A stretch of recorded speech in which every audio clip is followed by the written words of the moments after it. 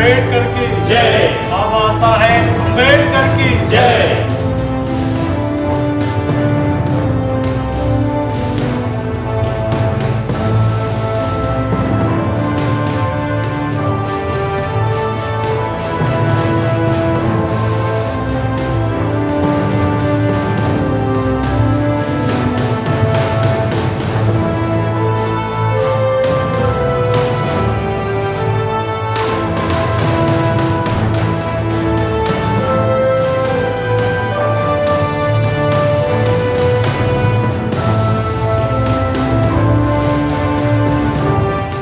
ನಮಸ್ಕಾರ ಸಮುದಾಯ ಟಿವಿಯ ವೀಕ್ಷಕರೇ, ಇವತ್ತು ಭಾರತ ದೇಶ ಇಷ್ಟು ಸಮಾನತೆಯ ಒಂದು ಶಿಸ್ತು ಮತ್ತು ಒಂದು ಸಂಯಮ ಮತ್ತು ಶಿಷ್ಟಾಚಾರ ಹೊಂದಿದೆ ಅಂದರೆ ಅದಕ್ಕೆ ಪ್ರಮುಖವಾದ ಕಾರಣ ಇಡೀ ಪ್ರಪಂಚವೇ ಮೆಚ್ಚುವಂಥ ಭವ್ಯ ಸಂವಿಧಾನದ ಅಡಿಪಾಯದಲ್ಲಿ ನಾವು ಆಡಳಿತ ಮಾಡ್ತಾ ಇರೋದು. ಇಂಥ ಭವ್ಯವಾದ ಸಂವಿಧಾನವನ್ನು ನೀಡಿದವರು ಮತ್ಯಾರೂ ಅಲ್ಲ, ಇಡೀ ಪ್ರಪಂಚದಲ್ಲಿ ಅತ್ಯಂತ ಪದವಿಗಳನ್ನು ಪಡೆದಂಥವರು ಮತ್ತು ಎಲ್ಲ ಜನಾಂಗಕ್ಕೂ ಎಲ್ಲ ಲಿಂಗ ಭೇದಗಳು ಇಲ್ಲದೆ ಪ್ರತಿಯೊಬ್ಬರಿಗೂ ಕೂಡ ಸಮಾನವಾದಂಥ ಹಕ್ಕುಗಳನ್ನು ತಮ್ಮ ಜ್ಞಾನದ ಮುಖಾಂತರ, ಅನುಭವದ ಮುಖಾಂತರ ಅನೇಕ ಕಷ್ಟಗಳನ್ನು ಅನುಭವಿಸಿ ತಮ್ಮ ಜೀವನವನ್ನೇ ಒಂದು ಆದರ್ಶವಾಗಿ ನಮಗೆ ನೀಡಿದಂತಹ ಆದರ್ಶ ಮೂರ್ತಿ ಭಾರತ ರತ್ನ ಸಂವಿಧಾನ ಶಿಲ್ಪಿ ಡಾಕ್ಟರ್ BR ಅಂಬೇಡ್ಕರ್ ಅವರ 135ನೆಯ ಜನ್ಮ ಜಯಂತಿಯನ್ನು ಇಡೀ ದೇಶಾದ್ಯಂತ ಎಲ್ಲೆಡೆ ಆಚರಿಸ್ತಾ ಇದ್ದಾರೆ. ಈಗಾಗಲೇ ಬಹಳಷ್ಟು ದೇಶಗಳು ಕೂಡ ಬಾಬಾ ಸಾಹೇಬ್ ಅಂಬೇಡ್ಕರ್ ಅವರ ಭವ್ಯ ಸಂವಿಧಾನ 2026 ವರ್ಷವನ್ನು ಸಂವಿಧಾನ ವರ್ಷ ಅಂತ ಕೂಡ ಆಚರಣೆ ಮಾಡ್ತಿದ್ದಾರೆ. ಅಂದರೆ ಬೇರೆ ದೇಶಗಳಿಗೂ ಕೂಡ ನಮ್ಮ ಸಂವಿಧಾನದ ಮಹತ್ವ ಗೊತ್ತಿದೆ. ಅಂತಹ ಸಂವಿಧಾನವನ್ನು ನೀಡಿದಂಥ ಬಾಬಾ ಸಾಹೇಬ್ ಅಂಬೇಡ್ಕರ್ ಅವರ ಜಯಂತಿಯ ವಿಶೇಷವಾದ ಸಂದರ್ಭದಲ್ಲಿ ನಾವಿದ್ದೇವೆ. ಇವತ್ತು ನೀವು ನೋಡ್ಬೋದು, ಕರ್ನಾಟಕ ರಾಜ್ಯ ಸಫಾಯಿ ಕರ್ಮಚಾರಿ ಅಭಿವೃದ್ಧಿ ನಿಗಮದ ಕಚೇರಿಯಲ್ಲಿ ಅದ್ಭುತವಾಗಿ ಬಾಬಾ ಸಾಹೇಬ್ ಅಂಬೇಡ್ಕರ್ ಅವರ ಘೋಷಣೆಗಳನ್ನು ಕೂಗ್ತಾ ಅಧಿಕಾರದಲ್ಲಿದ್ದರೂ ಕೂಡ, ಸರ್ಕಾರಿ ಸೇವೆಯಲ್ಲಿದ್ದರೂ ಕೂಡ ನಮ್ಮ ಚೇರ್ಮನ್ ಆಗಿರ್ತಕ್ಕಂಥ ನಮ್ಮ ಮುರಳಿ ಅಶೋಕ್ ಸಾಲಪ್ಪನವರು ಮತ್ತು MD ಸಾಹೇಬರು ಅವರು ಕೂಡ ಯಾವುದೇ ರೀತಿಯಾದಂತಹ ಒಂದು ತಪ್ಪದೆ ಶಿಷ್ಟಾಚಾರದಿಂದ ಬಹಳ ಗೌರವದಿಂದ ಬಾಬಾ ಸಾಹೇಬ್ ಅಂಬೇಡ್ಕರ್ ಅವರ ಒಂದು ಜಯಂತಿಯನ್ನು ಆಚರಣೆ ಮಾಡ್ತಾ ಇದ್ದಾರೆ. ಇನ್ಯಾಕೆ ತಡ, ಅವ್ರನ್ನೇ ಮಾತನಾಡಿಸಿ ಇವತ್ತಿನ ಈ ವಿಶೇಷವಾದಂಥ ಅಂಬೇಡ್ಕರ್ ಜಯಂತಿಯ ವಿಚಾರಗಳನ್ನು ಕೇಳಿ ತಿಳ್ಕೊಳ್ಳೋಣ. ಸರ್ ನಮಸ್ಕಾರ ಸರ್. ನಮಸ್ತೆ ಸರ್, ಸಾಮಾನ್ಯವಾಗಿ ಸರ್ಕಾರಿ ಕಚೇರಿಗಳಲ್ಲಿ ಏನು ಮಾಡಿಬಿಡ್ತಾರೆ ಅಂದರೆ ಒಂದು ದಿನ ರಜೆ ಸಿಕ್ಕಿದ್ರೆ ಸಾಕು ಅಂಥೇಳಿ ಆವತ್ತಿನ ಏನೋ ಒಂದು ಕಾಟಾಚಾರಿಕೆ ಬೇರೆ ಕಡೆ ಹೋಗೋದಾಗಲಿ ಕುಟುಂಬದ ಜೊತೆ ಹೋಗೋದಕ್ಕೆ ಮಾಡ್ತಾರೆ. ಆದರೆ ನೀವು ಇವತ್ತು ರಜೆ ಇದ್ದರೂ ಕೂಡ ಇಷ್ಟು ಶಿಷ್ಟಾಚಾರವಾಗಿ ಆಚರಣೆ ಮಾಡ್ತಿದ್ರಿ ಸರ್, ಏನು ಹೇಳ್ತೀರಾ ಸರ್?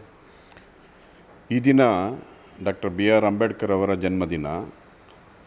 ಡಾಕ್ಟರ್ BR ಅಂಬೇಡ್ಕರ್ ಅವರು ದೀನ ದಲಿತರ, ಧ್ವನಿ ಇಲ್ಲದವರಿಗೆ ಸಂವಿಧಾನದಲ್ಲಿ ಅವಕಾಶಗಳನ್ನು ಕಲ್ಪಿಸಿ ಅವರು ಆರ್ಥಿಕವಾಗಿ ಮೇಲೆ ಬರುವಂತೆ, ಸಮಾಜದ ಮುಖ್ಯವಾಹಿನಿಗೆ ಬರುವಂತೆ ಅವರು ಸಂವಿಧಾನದಲ್ಲಿ ನಮಗೆ ಎಲ್ಲ ಹಕ್ಕುಗಳನ್ನು ಕೊಟ್ಟಿರ್ತಾರೆ. ಇದರಿಂದ ನಾವು ನಮ್ಮ ತಳ ಸಮುದಾಯ ಏನಿದೆ, ನಾವು ಆರ್ಥಿಕವಾಗಿ ಮೇಲೆ ಬಂದಿದ್ದೀವಿ ಮತ್ತು ಸಮನಾಗಿ ನಿಲ್ಲೋದಕ್ಕೆ, ನಮಗೆ ತಲೆ ಎತ್ತಿ ನಿಲ್ಲೋದಕ್ಕೆ ಇವರು ಅವಕಾಶ ಕಲ್ಪಿಸಿದ್ದಾರೆ. ಇಂಥ ಮಹಾನ್ ನಾಯಕರ ಜನ್ಮ ದಿನಾಚರಣೆಯನ್ನು ನಾವು ಆಚರಿಸೋದು ನಮ್ಮೆಲ್ಲರ ಸೌಭಾಗ್ಯ. ಆದ್ದರಿಂದ ಈ ದಿನ ನಾವು ನಮ್ಮ ಕಚೇರಿಯಲ್ಲಿ ಶಿಷ್ಟಾಚಾರದಂತೆ ದಿನಾಚರಣೆಯನ್ನು ಜನ್ಮ ಜಯಂತಿ ದಿನಾಚರಣೆಯನ್ನು ಆಚರಿಸ್ತಾ ಇದ್ದೀವಿ. ಸರ್, ನೀವು ಅಧಿಕಾರಿ ಆಗಿರೋದ್ರಿಂದ ತಮಗೆ ಪ್ರಶ್ನೆ ಕೇಳ್ತಾ ಇದ್ದೀನಿ. ಸಾಮಾನ್ಯವಾಗಿ ಬಾಬಾ ಸಾಹೇಬ್ ಅಂಬೇಡ್ಕರ್ ಅಂದ ತಕ್ಷಣವೇ ಒಂದು ಸಮುದಾಯಕ್ಕೆ ಮಾತ್ರ ಸೀಮಿತ ಅಂತ ಭಾವಿಸುವಂಥ ಒಂದು ಕಾಲಘಟ್ಟದಲ್ಲಿ ನಾವಿದ್ದೇವೆ. ಮತ್ತು ಕೆಲವರು ಅಧಿಕಾರಿಗಳು ಸಮೇತ ಅಷ್ಟೇ ಇಲ್ಲ, ಅವರು ನಮ್ಮ ಸಮುದಾಯಕ್ಕೆ ಸಂಬಂಧಪಟ್ಟಿಲ್ಲ ಅಂತ ಹೇಳಿ ಅವ್ರ ವಿಚಾರಧಾರೆಗಳನ್ನು ಬಹಳ ಒಂದು ಉದಾಸೀನ ಮಾಡುವಂಥ ಉದಾಹರಣೆಗಳು ನಾವು ನೋಡಿದ್ದೀವಿ. ಅದ್ರ ಬಗ್ಗೆ ಏನು ಹೇಳ್ತೀರಾ ಸರ್? ಇಲ್ಲ, ಅದು ತಪ್ಪು ಕಲ್ಪನೆ. ಡಾಕ್ಟರ್ ಬಾಬಾ ಸಾಹೇಬ್ ಅಂಬೇಡ್ಕರ್ ಅವರು ಕಾರ್ಮಿಕರಿಗೆ, ಮಹಿಳೆಯರಿಗೆ ಮತ್ತು ದೀನ ದಲಿತರಿಗೆ, ಪರಿಶಿಷ್ಟ ಜಾತಿ ಮತ್ತು OBC ಬ್ಯಾಕ್ವರ್ಡ್ ಎಲ್ಲರಿಗೂ ಕೂಡ ಸಂವಿಧಾನದಲ್ಲಿ ಎಲ್ರಿಗೂ ಕೂಡ ಸಮಾನವಾದ ಹಕ್ಕನ್ನು ಕಲ್ಪಿಸಿದ್ದಾರೆ. ಇದು ತಪ್ಪು ಕಲ್ಪನೆ ಮತ್ತು ಪೂರ್ವಾಗ್ರಹ ಪೀಡಿತವಾಗಿದೆ. ಇದನ್ನೆಲ್ಲವನ್ನು ಎಲ್ಲರೂ ಕೂಡ ಮನಗಾಣಬೇಕು ಮತ್ತು ಅವರ ವಿಚಾರಧಾರೆಗಳನ್ನು, ಅವರ ಬರಹಗಳನ್ನು ಓದಿದರೆ ಅವರು ಎಲ್ಲರಿಗೂ ಕೂಡ ಸಮನಾಗಿ ಹಕ್ಕನ್ನು ಕೊಟ್ಟಿರ್ತಾರೆ. ಇದು ತಪ್ಪು ಕಲ್ಪನೆ. ಇದನ್ನು ಮನಸ್ಸಿನಿಂದ ಹೋಗಲಾಡಿಸ್ಬೇಕು ನಾವು. ಮತ್ತು ಯುವ ಜನತೆಗೆ ಮುಖ್ಯವಾಗಿ ಬಾಬಾ ಸಾಹೇಬ್ರ ಸಿದ್ಧಾಂತಗಳನ್ನು ಏನು ಅನ್ಕೊಬಿಟ್ಟಿದ್ದಾರೆ ಅಂದರೆ ಬರೀ ಅವ್ರದ್ದು ಒಂದು ಪ್ರತಿಮೆ ಇಡೋದು ಮತ್ತು ಅವ್ರ ಆಚರಣೆ ಮಾಡೋದು, ದೊಡ್ಡ ದೊಡ್ಡ ಕಟ್ಟವು ಸಾಕ್ಸ್ಕೊಳ್ಳೋದು ಅಷ್ಟೇ ಅನ್ಕೊಬಿಟ್ಟಿದ್ದಾರೆ. ಅವರ ಶಿಕ್ಷಣದ ದಾರಿಯನ್ನು ಅದನ್ನು ಅನುಸರಿಸೋದಾಗಲಿ ಇದನ್ನು ಮಾಡ್ತಾ ಇಲ್ಲ. ಸೊ ಯುವಕರಿಗೆ ಏನು ಸಂದೇಶ ಕೊಡ್ತೀವಿ? ಇಲ್ಲ, ಅವರು ಏನು ಒಂದು 7-8 ಪದವಿಗಳನ್ನು ಮಾಡಿದ, ಅದೇ ಥರ ನಮ್ಮ ಯುವಕರು ಕೂಡ ಓದಬೇಕು ಮತ್ತು ಅವರ ವಿಚಾರಧಾರೆಗಳನ್ನು ನಾವು ಅಳವಡಿಸ್ಕೊಳ್ಬೇಕು ಅಂತ ನಾನು ಈ ಸಂದರ್ಭದಲ್ಲಿ ಹೇಳ್ತೀನಿ. ಭಾಳ ಅದ್ಭುತ ಸರ್. ನಿಮ್ಮ ಈ ರೀತಿಯಾದ ಧೋರಣೆ ಇನ್ನೂ ಮತ್ತಷ್ಟು ಮಗದಷ್ಟು ದಿನಗಳಲ್ಲಿ ಇರಲಿ ಅಂತ ಹೇಳ್ತಾ, ಇದೇ ಥರ ಆದರ್ಶವಾದಂಥ ತಮ್ಮ ಜೀವನವನ್ನು ಮುಂದಿನ ದಿನಗಳು ತಾವು ಸೇವೆಯಿಂದ ನಿವೃತ್ತಿ ಹೊಂದಿದ ಮೇಲೆ ಕೂಡ ಹೀಗೆ ಮುಂದುವರಿಸಿ ಅಂತ ಸಮುದಾಯ ಟಿವಿದ ಶುಭ ಹಾರೈಸ್ತೀವಿ. ಧನ್ಯವಾದಗಳು. ವೀಕ್ಷಕರೇ, ಕರ್ನಾಟಕ ರಾಜ್ಯ ಸಫಾಯಿ ಕರ್ಮಚಾರಿ ಅಭಿವೃದ್ಧಿ ನಿಗಮದ ಕಚೇರಿಯಲ್ಲಿ ನಮ್ಮ ಭವ್ಯ ಸಂವಿಧಾನವನ್ನು ರಚನೆ ಮಾಡಿದಂತಹ ಸಂವಿಧಾನ ಶಿಲ್ಪಿ ಬಾಬಾ ಸಾಹೇಬ್ ಭಾರತ ರತ್ನ ಅಂಬೇಡ್ಕರ್ ಅವರ ಜಯಂತಿಯನ್ನು ಆಚರಣೆ ಮಾಡುವಂಥ ತುಣುಕುಗಳನ್ನು ತಮಗೆ ತೋರಿಸ್ತಾ ಇದ್ದೀವಿ. ಈ ಒಂದು ನಿಗಮದ ಚುಕ್ಕಾಣಿಯನ್ನು ಹಿಡಿದ ಕ್ಷಣದಿಂದ ಪ್ರತಿಯೊಂದು ಹಂತದಲ್ಲೂ ಕೂಡ ನಾವು ಸಫಾಯಿ ಕರ್ಮಚಾರಿಗಳ ಸಮುದಾಯಕ್ಕೆ ಏನು ಮಾಡ್ಬೋದು, ಇರ್ತಕ್ಕಂಥ ಅನುದಾನ ಸಾಲದೆ ಹೋದರೆ ಏನು ಮಾಡಬೇಕು, ಮುಂದಿನ ದಿನಗಳಲ್ಲಿ ಯಾವ ರೀತಿ ಯೋಜನೆಗಳು ಮಾಡಬೇಕು, ಅದು ಸುಮ್ಮನೆ ವ್ಯರ್ಥವಾಗದೆ ಸಮುದಾಯದ ಸಮಗ್ರ ಏಳಿಗೆಗೆ ಅನುಕೂಲವಾಗುವಂಥ ಯೋಜನೆಗಳನ್ನು ರೂಪಿಸಿ ಯಶಸ್ವಿಯಾಗಿ ನಮ್ಮ ಸೇವೆಯ ಅವಧಿಯಲ್ಲಿ ಬಹಳಷ್ಟು ಸುಧಾರಣೆಗಳನ್ನು ತರಬೇಕು ಅಂತ ಬಹಳ ಒಂದು ನಿಶ್ಚಲವಾದಂಥ ಮನಸ್ಸಿನಿಂದ ಮುನ್ನಡೀತಾ ಇದ್ದಾರೆ ನಮ್ಮೆಲ್ಲರ ಅಚ್ಚುಮೆಚ್ಚಿನ ಕರ್ನಾಟಕ ರಾಜ್ಯ ಸಫಾಯಿ ಕರ್ಮಚಾರಿ ಅಭಿವೃದ್ಧಿ ನಿಗಮದ ಅಧ್ಯಕ್ಷರೂ ಆಗಿರ್ತಕ್ಕಂಥ, ನಮ್ಮೆಲ್ಲರ ಪರಮಪೂಜ್ಯರೂ ಆಗಿರ್ತಕ್ಕಂಥ ಪೌರ ಕಾರ್ಮಿಕರ ಪಿತಾಮಹರು ಲಿಜೆಂಡ್ ಐಪಡಿ ಸಾಲಪ್ಪನವರ ಸುಪುತ್ರರು.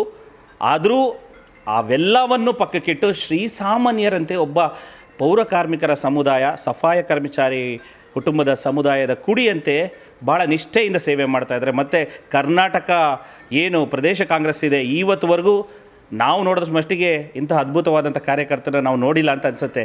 ಯಾಕಂದರೆ ಎಷ್ಟೋ ಜನ ಅಧಿಕಾರದಲ್ಲಿ ಇರ್ಬೋದು, ಬಟ್ ಇವರು ಬೆಳಗ್ಗೆ ಎದ್ದ ನಂತರ ಆಮೇಲೆ ಅವ್ರ ಮನೆಗೆ ಹೋಗೋವರೆಗೂ ಕೂಡ ಕಾಂಗ್ರೆಸ್ ಅಂತ ಸ್ಮರಿಸ್ತಾನೆ ಇರ್ತಾರೆ. ಸೊ ಹಾಗಾಗಿ ಕರ್ನಾಟಕ ಸರ್ಕಾರದ ಈ ಒಂದು ಮಹತ್ತರವಾದಂಥ ಚುಕ್ಕಾಣಿ ಹಿಡಿದಕ್ಕಂಥ ಮಾನ್ಯ ಮುರಳಿ ಅಶೋಕ್ ಸಾಲಪ್ಪನವರು ನಮ್ಮೊಂದಿಗಿದ್ದಾರೆ. ಸರ್ ನಮಸ್ಕಾರ. ಸರ್ ನಮಸ್ಕಾರ. ಭಾರತ ದೇಶದ 140 ಕೋಟಿ ಜನಕ್ಕೂ ಕೂಡ ಬಾಬಾ ಸಾಹೇಬ್ ಅಂಬೇಡ್ಕರ್ ಅವರ 135ನೇ ಜನ್ಮದಿನದ ಶುಭಾಶಯಗಳನ್ನು ತಿಳಿಸೋಕ್ಕೆ ಇಷ್ಟಪಡ್ತೇನೆ. ಬಾಬಾ ಸಾಹೇಬರ ಸಂವಿಧಾನ ಏನಿದೆ, ಈ ಸಂವಿಧಾನವನ್ನು ನಾನು ಯಾವುದಕ್ಕೂ ಹೋಲಿಕೆ ಮಾಡ್ತೀನಿ ಅಂತಂದರೆ, ನವವಧುಗಳು ಮದುವೆ ಆಗಿದ ತಕ್ಷಣ ಹೊರಗಡೆ ಬಂದು ಅರುಂಧತಿ ನಕ್ಷತ್ರವನ್ನು ತೋರಿಸ್ತಾರೆ. ಹಾಗೆಯೇ ಭಾರತದಲ್ಲಿರ್ತಕ್ಕಂಥ 140 ಕೋಟಿ ಜನ ಬೆಳಗ್ಗೆ ಎದ್ದ ತಕ್ಷಣ ಸೂರ್ಯನ ಮುಖ ನೋಡೋದಕ್ಕಿಂತ ಬಾಬಾ ಸಾಹೇಬ್ ಅಂಬೇಡ್ಕರ್ ಅವರ ಸಂವಿಧಾನವನ್ನು ನೆನಪಿಸ್ಕೋಬೇಕು. ಯಾಕೆಂತಂದರೆ ಬಾಬಾ ಸಾಹೇಬ್ ಅಂಬೇಡ್ಕರ್ ಕೊಟ್ಟಿರ್ತಕ್ಕಂಥ ಸಂವಿಧಾನದ ಅಡಿಯಲ್ಲಿ ನಾವು ಎಲ್ಲರೂ ಜೀವನ ಮಾಡ್ತಾಯಿದ್ದೀವಿ. ನಮ್ಮ ಜೀವನಕ್ಕೆ ರಕ್ಷಣೆ ಇದೆ. ಅದು ಸಂವಿಧಾನ ಇಲ್ಲ ಅಂತಂದರೆ ನಮಗೆ ಯಾವುದೇ ರಕ್ಷಣೆ ಇರೋದಿಲ್ಲ. 140 ಕೋಟಿ ಜನರಿಗೂ ಕೂಡ ಎಲ್ಲ ಜಾತಿ ಎಲ್ಲ ಧರ್ಮದವರು ಕೂಡ ರಕ್ಷಣೆ ಮಾಡ್ತಾ ಇರ್ತಕ್ಕಂಥದ್ದು ಸಂವಿಧಾನ. ಆ ಸಂವಿಧಾನ ಕೊಟ್ಟಂಥ ಮಹಾಪುರುಷ ಹೇಳಬೇಕಂದ್ರೆ ನಮ್ಮೆಲ್ಲರ ಪಾಲಿನ ದೇವರವರು ಬಾಬಾ ಸಾಹೇಬ್ ಅಂಬೇಡ್ಕರ್ ಅವರು. ಬಾಬಾ ಸಾಹೇಬ್ ಅಂಬೇಡ್ಕರ್ ಅವ್ರನ್ನ ನಾವು ಏಪ್ರಿಲ್ 14ರಂದಲ್ಲ, ದಿನನಿತ್ಯ ಎದ್ದಾಗ ಆ ಪುಣ್ಯಾತ್ಮ ಈ ಭಾರತ ದೇಶಕ್ಕೆ ವಿಶ್ವವೇ ಮೆಚ್ಚುವಂಥ ಒಂದು ಸಂವಿಧಾನವನ್ನು ನಮ್ಮ ಭಾರತಕ್ಕೆ ಕೊಟ್ಟಿದ್ದಾರೆ. ಇಡೀ ವಿಶ್ವ ಇವತ್ತು ಭಾರತದ ಸಂವಿಧಾನವನ್ನು ನೋಡಿ ಬೇರೆ ದೇಶಗಳು ಇಂಥ ಮಹಾನ್ ಪುರುಷ ನಮ್ಮ ದೇಶದಲ್ಲಿ ಯಾಕಪ್ಪ ಜನ್ಮ ತಾಳಲಿಲ್ಲ ಅಂಥೇಳಿ ಅವರು ಕೊರಗ್ತಾ ಇದ್ದಾರೆ. ಅಂಥ ಮಹಾನ್ ನಾಯಕ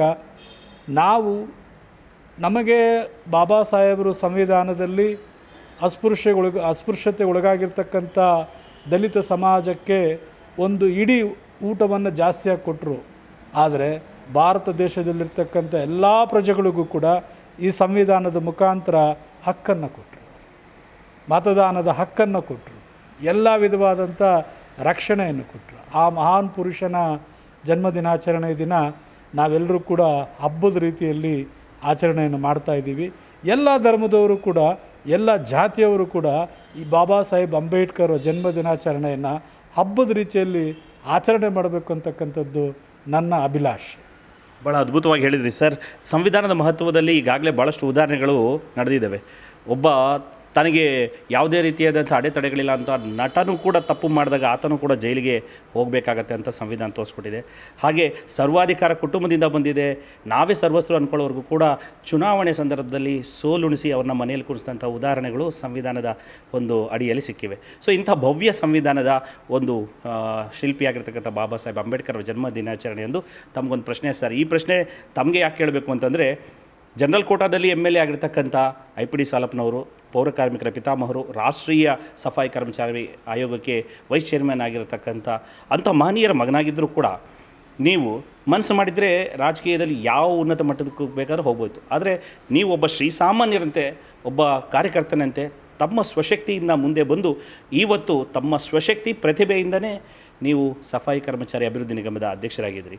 ಸೊ ಈ ಸಂದರ್ಭದಲ್ಲಿ ತಮಗೊಂದು ಪ್ರಶ್ನೆ ಏನು ಅಂತಂದರೆ, ಯುವಕರು ಇತ್ತೀಚಿನ ದಿನಗಳಲ್ಲಿ ಸರ್ಕಾರ ನಮ್ಗೆ ಅದು ಕೊಡಲಿಲ್ಲ, ಸರ್ಕಾರ ನಮಗೆ ಇದು ಕೊಡಲಿಲ್ಲ, ನಮ್ಮನ್ನು ಸರ್ಕಾರವೇ ನೋಡ್ಕೊಳ್ಬೇಕು ಅಥವಾ ಯಾರೋ ನಾಯಕರು ಬಂದು ನಮ್ಮ ನೋಡ್ಕೊಳ್ಬೇಕು ಅನ್ಕೋತಿರ್ತಾರೆ. ಅವ್ರಿಗೆ ಈ ಸಂದರ್ಭದಲ್ಲಿ ನೀವು ಈ ಒಂದು ಶ್ರಮದ ಹಾದಿಯಿಂದ ಇವತ್ತು ಬಂದಿದ್ದೀರಿ, ಸಂವಿಧಾನದ ಅಡಿಯಲ್ಲಿ ಅದನ್ನು ಗೌರವಿಸ್ಕೊಂಡು ಬಾಬಾ ಸಾಹೇಬರನ್ನ ಸ್ಮರಿಸ್ಕೊಂಡು. ಅದೇ ರೀತಿ ಯುವಕರು ಯಾವ ರೀತಿಯಾದಂಥ ಒಂದು ಶ್ರಮದ ಜೀವನದೊಂದಿಗೆ ಶಿಕ್ಷಣ ಆಗಿರ್ಬೋದು, ಕೌಶಲ್ಯವನ್ನು ಅಭಿವೃದ್ಧಿಪಡಿಸ್ಕೊಂಡು ಸಂವಿಧಾನವನ್ನು ಸರಿಯಾದ ರೀತಿಯಲ್ಲಿ ತಿಳ್ಕೊಂಡು ಮುಂದೆ ಬರಬೇಕು ಅಂತ ಸಂದೇಶ ಕೊಡ್ತೀರಿ ಈ ಸಂದರ್ಭದಲ್ಲಿ? ಸಂವಿಧಾನ ನಮಗೆ ಎಲ್ಲ ರೀತಿಯ ಹಕ್ಕುಗಳನ್ನು ಕೊಟ್ಟಿದೆ. ನಾವು ಯಾರೋ ಒಬ್ಬರು ಬರಬೇಕು, ಸರ್ಕಾರ ಏನೋ ನಮಗೆ ಕೊಡಬೇಕು, ಅದರಿಂದ ನಾವು ಉದ್ಧಾರ ಆಗಬೇಕು ಅಂತಕ್ಕಂಥ ತಪ್ಪು ಕಲ್ಪನೆಯನ್ನು ಮೊದಲು ಯುವಜನತೆ ಬಿಡಬೇಕು. ಯಾಕಂದರೆ ಪ್ರತಿಯೊಬ್ಬರು ಕೂಡ ಸ್ವಾವಲಂಬಿಯಾಗಿ ನಾನು ಜೀವನದಲ್ಲಿ ಮುಂದೆ ಬರಬೇಕು, ಅದಕ್ಕೆ ನಾನು ಉದ್ಯೋಗನೇ ಅಲ್ಲ ವ್ಯಾಪಾರನೂ ಮಾಡಬೇಕು. ಬೇರೆ ಬೇರೆ ಸಮುದಾಯಗಳನ್ನು ನೋಡಿ ಯಾರು ಉದ್ಯೋಗನ ಅವಲಂಬಿಸ್ಕೊಂಡಿಲ್ಲ. ಅವರು ಅವಲಂಬಿಸ್ಕೊಂಡಿರೋದು ತಮ್ಮ ಶಕ್ತಿ ಮೇಲೆ ಸ್ವಾವಲಂಬನೆಯಿಂದ ವ್ಯಾಪಾರಗಳನ್ನು ಮಾಡಿ ದೊಡ್ಡ ದೊಡ್ಡ ಮಟ್ಟಕ್ಕೆ ಬೆಳೆದಿದ್ದಾರೆ. ಆ ದಿಕ್ಕಿನಲ್ಲಿ ನಾವು ಹೋಗಬೇಕು. ನಮ್ಮ ಸಮಾಜದವರು ಕೂಡ ಈ ದಿಕ್ಕಿನಲ್ಲಿ ನಡೀತಾ ಇದ್ದಾರೆ. ಆದರೆ ನಮಗೆ ಅವರ ಪರಿಚಯ ಇಲ್ಲ. ಉದಾಹರಣೆ ಹೇಳ್ತೇನೆ, ಮೊನ್ನೆ ದಾವಣಗೆರೆಗೆ ಚುನಾವಣೆ ಪ್ರಚಾರಕ್ಕೆ ಹೋದಾಗ ಒಬ್ಬ ಮ್ಯಾನ್ಯುಯಲ್ ಸ್ಕ್ಯಾವೆಂಜರ್ ಮಗ ದಾವಣಗೆರೆಯಲ್ಲೇ ಪ್ರಸಿದ್ಧವಾದಂತಹ ಒಂದು ಜಿಮ್ಮನ್ನು ಓಪನ್ ಮಾಡಿ, ವ್ಯಾಯಾಮ ಶಾಲೆ 3.5 ಕೋಟಿ ಹಣನ ವೆಚ್ಚ ಮಾಡಿ ದೊಡ್ಡ ಮಟ್ಟದಲ್ಲಿ ಅವನು ವ್ಯಾಯಾಮ ಶಾಲೆ ಜಿಮ್ಮನ್ನು ತಯಾರು ಮಾಡಿದ್ದಾನೆ. ಅದನ್ನು ನೋಡಿದಾಗ ನನಗೆ ಬಹಳ ಸಂತೋಷ ಆಯಿತು.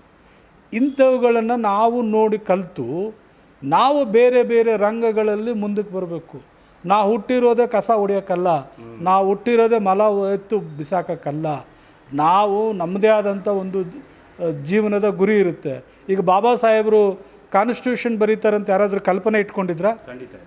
ಬಾಬಾ ಸಾಹೇಬರು ಅಷ್ಟು ದೊಡ್ಡ ಮಟ್ಟಕ್ಕೆ ಓದಿದ್ದಕ್ಕೆ ಅವರಿಗೆ ಸಂವಿಧಾನ ಬರೀತಕ್ಕಂಥ ಅವಕಾಶವನ್ನು ಕಾಂಗ್ರೆಸ್ ಪಕ್ಷ ಕಲ್ಪಿಸ್ತು.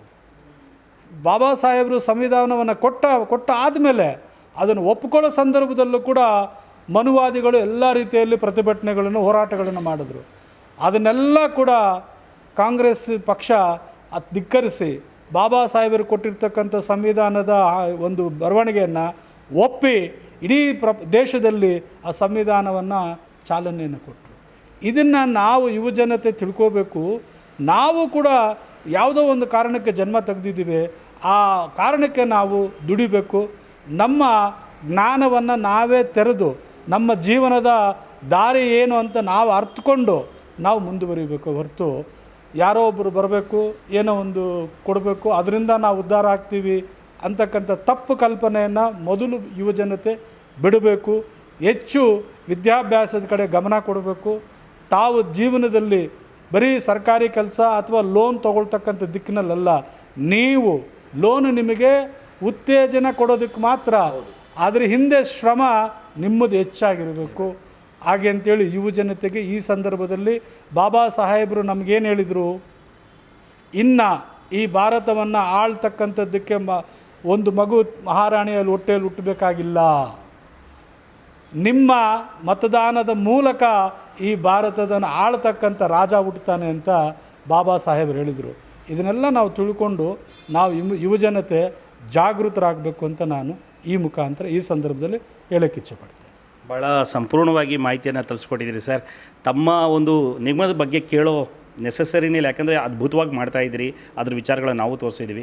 ಮುಂದಿನ ದಿನಗಳ ಇನ್ನೂ ಸಮಯ ಬೇಕು, ಭಾಳಷ್ಟು ಯೋಜನೆಗಳ ರೂಪಿಸಿ ಸರ್ಕಾರದ ಅನುದಾನದೊಟ್ಟಿಗೆ ಮಾಡಬೇಕು ಅಂತ. ಸೊ ಖಂಡಿತವಾಗಲಿ ಅದ್ಭುತವಾದ ಆಡಳಿತ ಮೂಡಿಬರುತ್ತೆ ತಮ್ಮ ಒಂದು ಆಡಳಿತ ಒಂದು ಅವಧಿಯಲ್ಲಿ ಅಂತ ಹೇಳ್ತಾ, ಮತ್ತೊಮ್ಮೆ ಇಂಥ ಅದ್ಭುತವಾದಂಥ ಒಂದು ಅಂಬೇಡ್ಕರ್ ಜಯಂತಿ ಮಾಡಿದ್ದಕ್ಕೆ ನಮ್ಮ ಸಮಸ್ತ ನಾಡಿನ ವೀಕ್ಷಕರ ವತಿಯಿಂದ ಸಮುದಾಯ ಟಿವಿಯಿಂದ ಶುಭ ಹಾರೈಸ್ತೀವಿ. ಜೈ ಭೀಮ್, ಜೈ ಭೀಮ್, ಜೈ ಭೀಮ್. Thank you sir.